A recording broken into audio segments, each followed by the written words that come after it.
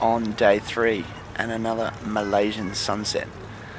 Behind me is Terengganu, a small village on the east coast of Malaysia. Probably the shortest trip of my whole life in a plane, to be honest with you, on a domestic flight. It took all of 20 minutes to get from Kuala Lumpur to the east coast of Malaysia. No sooner had I devoured my 3 packets of nuts and opened up my laptop to start a daily debrief, was I informed that we're on our way down, and here we are now. Our first impressions of village life, or at least town life, as small as I've seen it in Malaysia, is being a rich sense of community. In front of me here, extending through to the rest of the wharf, our markets, which despite a languishing trade, all are open still here at sunset for business. It's almost a daily ritual or routine, I can only imagine. I managed to get here by the skin of my teeth after seeing a camcorder at one of the few duty-free shops out at the Batu Caves early today. I couldn't resist the temptation to throw my $500 in the kitty and put down a deposit for something that would cost me 3 times the price in Australia. To stranded for cash slightly until tomorrow. Thankfully, I made it from the airport by convincing a Malaysian courier to drive me to a local seaside village where instead of the 25 ringgit, which I might add is only 7 Australian dollars, I managed to get on a boat and to the town for a measly 1 ringgit 30 cents. Surprisingly enough, I actually saw an Australian flag, which I could only think I was meant to take this path. And as I arrived at the village, I was greeted by one of the local constables who very kindly negotiated with me and my 30 ringgit left, 7 Australian dollars, to get into town, and took me to a small cheap budget hotel as I wait out the crisis from the bank freeze, which should only last until tomorrow morning.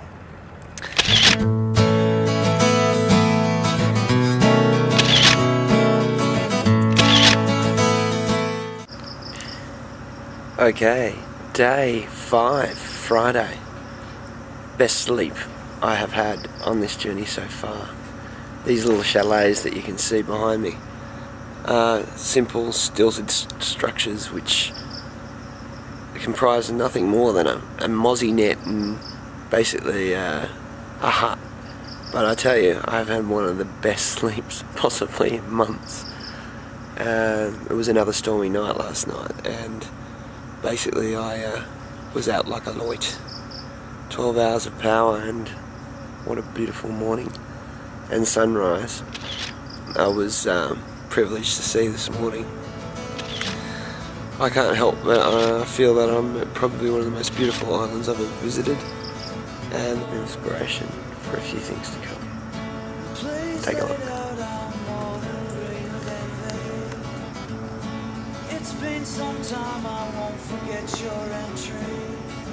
It's surely moving in a meditated plan.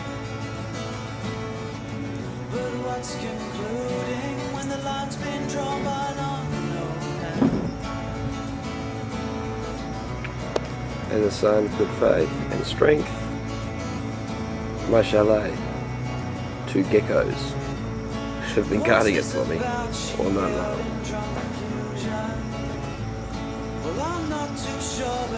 Bring on Malaysian independence.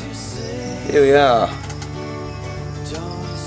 late at night on day 6, and I seem to be sharing my establishment with a reptilian friend.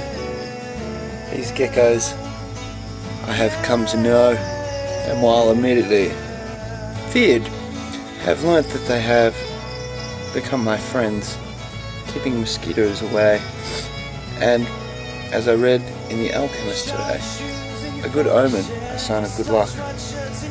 So, here's to you, my reptilian friends.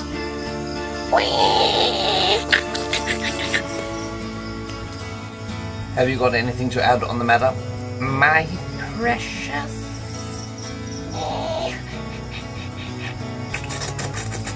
Please let it out, I'm more than green with envy. It's been some time, I won't forget your entry.